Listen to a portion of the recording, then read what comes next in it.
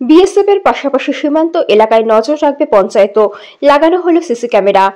বাংলাদেশে বেশ কয়েক মাস ধরে চলা উত্তাল পরিস্থিতির কারণে ভারত বাংলাদেশ সীমান্তে রয়েছে কড়া নজরদারি, কিন্তু বহু সময় বিএসএফ এর নজর এড়িয়ে চোরাপথে ভারতে আসার চেষ্টা চালাতে দেখা গিয়েছে সে দেশের নাগরিকদের। পাশাপাশি ভারতেও বেশ কয়েকজন বাংলাদেশি জঙ্গি ইতিমধ্যেই ধরা পড়েছে। সেই জায়গায় দাঁড়িয়ে ভারত বাংলাদেশ মেট্রোপোল সীমান্তের ছয়ঘরিয়া পঞ্চায়েতের তরফে এলাকার মানুষদের নিরাপত্তা সুনিশ্চিত করতে 10টি গ্রাম ও 23টি বুথ এলাকাসহ গুরুত্বপূর্ণ রাস্তায় সংযোগস্থলগুলিতে বসানো হলো অত্যাধুনিক সিসি ক্যামেরা। সূত্র মারফত জানা গিয়েছে, পঞ্চায়েতের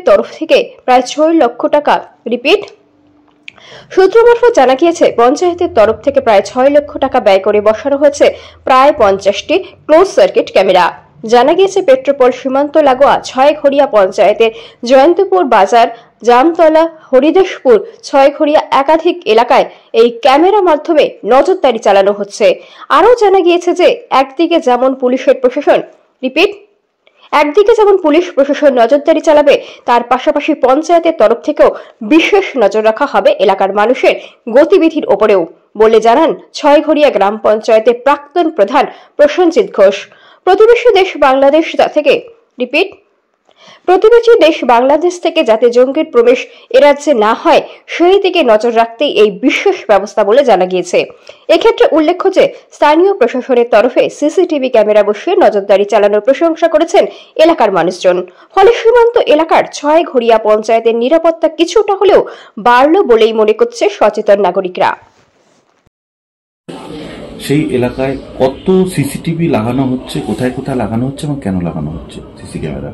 ছয়ঘরিয়া গ্রাম পঞ্চায়েত এটা একটা বর্ডার কেন্দ্রিক পঞ্চায়েত এবং সীমান্তবর্তী পঞ্চায়েত।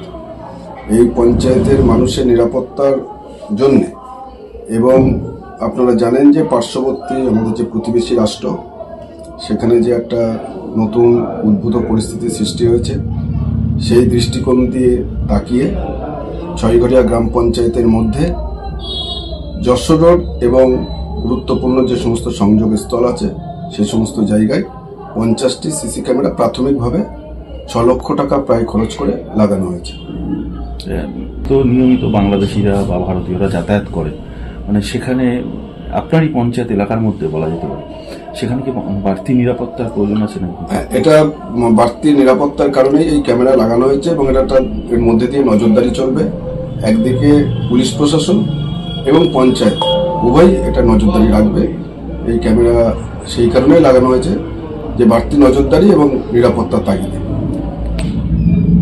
ছয়ঘরিয়া পঞ্চায়েত লাগোয়া পেট্রাপোল বর্ডার এবং প্রতিনিয়তই বিভিন্ন মানুষ এখানে যাতায়াত করেন, আনাগোনা করেন। তার মধ্যে দিয়ে কোনো অচেনা মানুষ বা কোনো দুষ্কৃতী যদি এই বন্দর দিয়ে কোনোভাবে প্রবেশ করেন, সেটা নজরদারি করা আমাদের পক্ষে সম্ভব না। তাই এই ক্যামেরার মধ্যে দিয়ে একদিকে পুলিশ প্রশাসন, সরকার এবং পঞ্চায়েত এটার উপরে নজরদারি রাখতে পারে।